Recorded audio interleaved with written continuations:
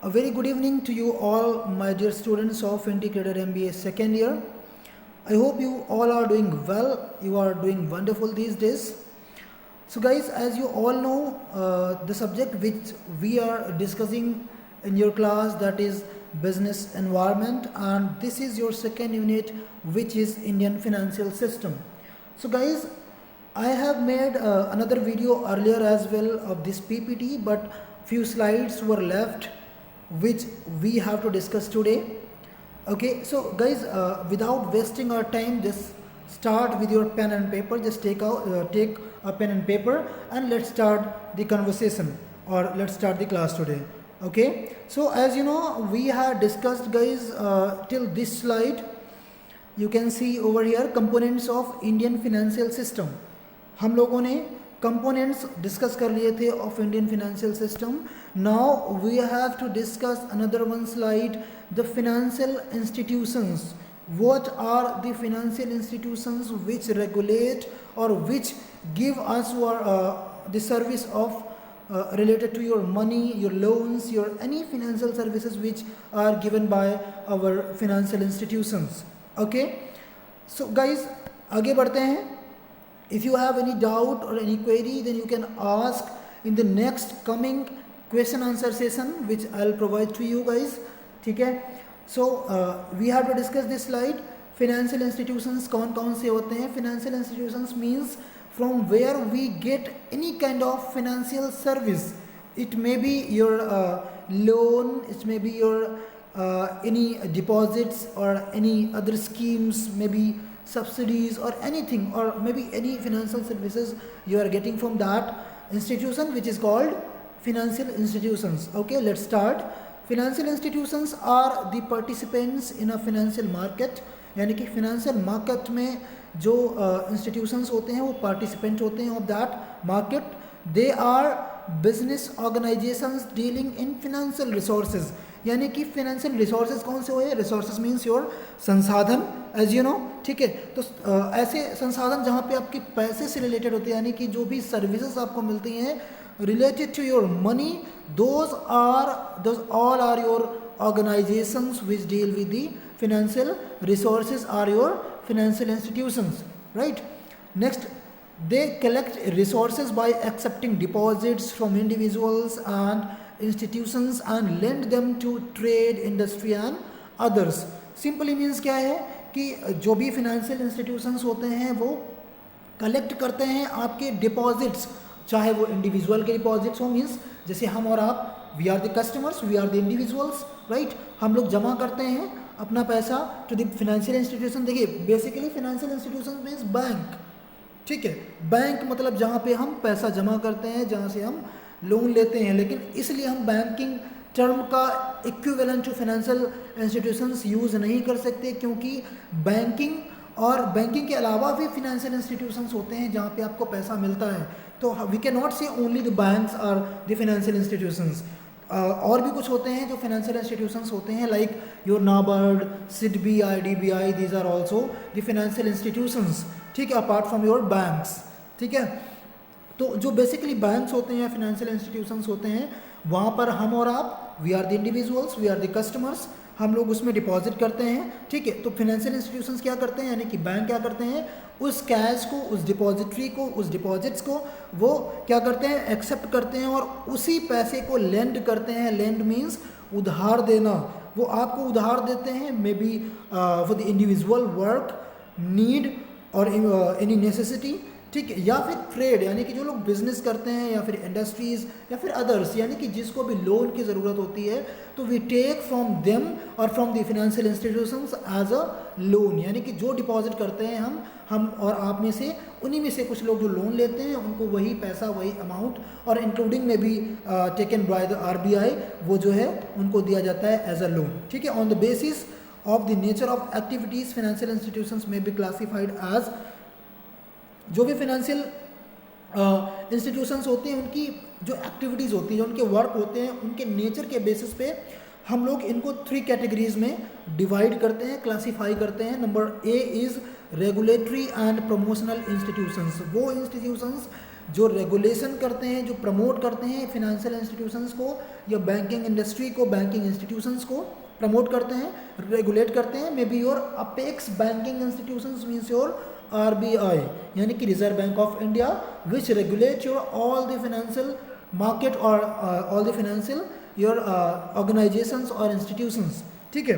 Another one is banking institutions and the third one is non banking institutions. Banking institutions में आप जानते हैं सारे बैंक्स आते हैं, जो भी आपके मे be your public bank, private bank, commercial bank, rural regional rural banks, ठीक है। और दूसरा होता है नॉन बैंकिंग इंस्टीट्यूशंस, यानी कि वो इंस्टीट्यूशंस जो नॉन बैंकिंग होते हैं लेकिन फिनेंशियल होते हैं, जैसे कि नाबार्ड, ठीक है। बैंक नहीं होता है लेकिन हाँ यू गेट मनी और you get loans, you get finance from that non-banking institutions, that is also called financial institutions. I hope you are getting this properly. If you have any doubt or any confusion, you can ask the next, as I told in the question answer session. Moving towards the next, चलते हैं दूसरी slide की तरफ। Regulatory and promotional institutions कौन से होते हैं जो रेगुलेट करते हैं हमारे बैंकिंग बिजनेस को? Financial institutions, financial markets, financial instruments and financial services are all regulated by regulators like Ministry of Finance, यानी कि वित्त मंत्रालय के थ्रू रेगुलेट किए जाते हैं। ये भी देखो रेगुलेटरी एंड प्रोमोशनल इंस्टीट्यूशन कौन से हो गए, जैसे कि आपका फिनेंस मिनिस्ट्री यानी कि वित्त मंत्रालय, जहाँ से आपका रेगुलेशन होता है बैंकिंग का, कोई भी स्कीम्स बनानी होती हैं। And the company law board, ठीक है, RBI, सेबी, IRDA, ठीक है, यानी कि कौन कौन से ये कंपनी लॉ बोर्ड यानी कि जो भी बैंकिंग कंपनीज को लॉज प्रोवाइड कराता है, RBI और reserve bank of India, that is your regulatory body of your banking institutions. SEBI, stock exchange board of India, this ये जो है सेबी होता है, ये किस पे काम करता है? आपके स्टॉक एक्सचेंज पे, यानी कि आपके शेयर मार्केट का बोल सकते हैं, स्टॉक मार्केट का बोल सकते हैं। IRDA means Indian rural development authority, यानी कि जो हमारे गांव के लेकर के या हमारे रूरल डेवलपमेंट में वर्क करता है।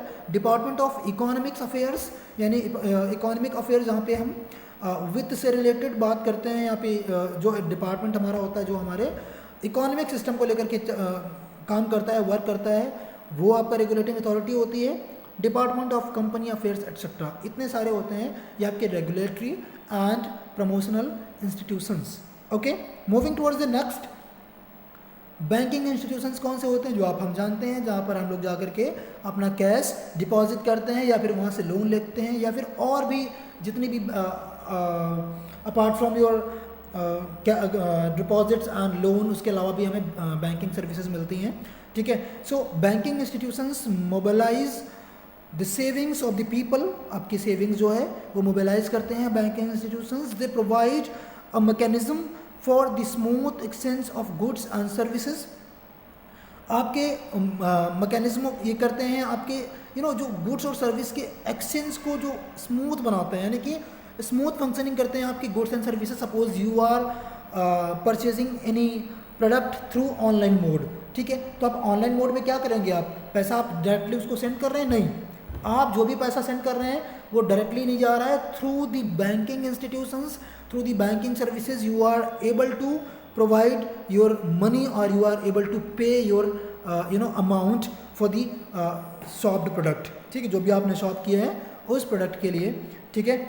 they not only supply credit, one line is, I think we are lefting this, we are leaving one line, that is they extend credit while lending money, वो मनी उधार देते हैं। They not only supply credit but also create credit, वो सिर्फ credit की supply नहीं करते बल्कि क्रिएट भी करते हैं, यानी कि ऐसा नहीं कि आपको वो पैसा लोन दे रहे हैं सिर्फ सप्लाई कर रहे हैं इधर से उधर, वो खुद भी अपना पैसा यानी कि खुद पैसा क्रिएट करके देते हैं। They are 3 basic categories of banking institutions, 3 category में बांटा जाता है बैंकिंग इंस्टीट्यूशंस को, commercial banks, cooperative banks and the development banks. We will discuss these further in the next slides, ठीक है। वापस आते हैं नंबर 3 में या नंबर सी में। नंबर सी क्या कहता है, नॉन बैंकिंग इंस्टीट्यूशंस कौन से होते हैं? The non banking financial institutions also mobilise financial resources directly और indirectly from the people. Non banking institutions जो होते हैं वो भी कहीं ना कहीं डायरेक्टली या फिर इनडायरेक्टली आपके फिनेंस को मोबिलाइज करते हैं, यानी कि इधर से उधर करते हैं, मूव कराते हैं। Companies like LIC, GIC, UTI, development financial institutions, organisation of pension and provident funds etcetera fall in this category. इस कैटेगरी में कौन से आते हैं? जैसे LIC आपका बैंक नहीं है लेकिन फिनेंशियल इंस्टीट्यूशन है, आप उसमें अपना थोड़ा थोड़ा करके पैसा जमा करते हैं, कुछ टाइम बाद आपको वो हैवी रिटर्न मिलता है, ठीक है।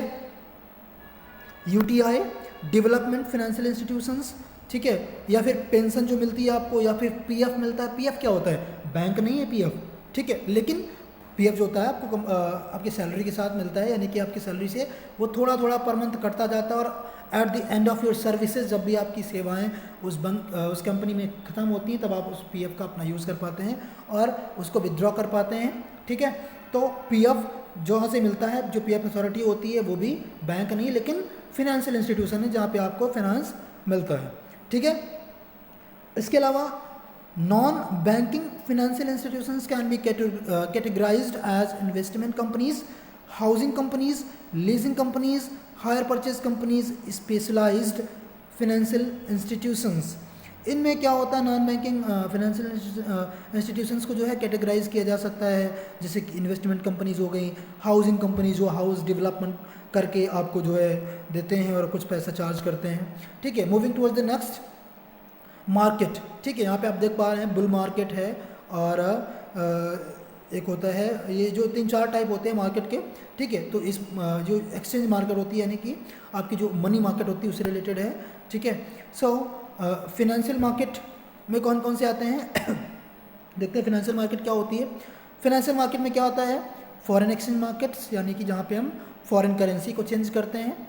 Stock market related to your shares, bonds, ठीक है। बॉन्ड मार्केट जहाँ पे आप बॉन्ड को आप एक्सचेंज करते हैं, खरीदते हैं, बेचते हैं। स्टॉक समझते हैं, शेयर्स, ठीक है, शेयर मार्केट का नाम सुना होगा। कमोडिटी मार्केट्स, यानी कि जहाँ से आप प्रोडक्ट लेते हैं।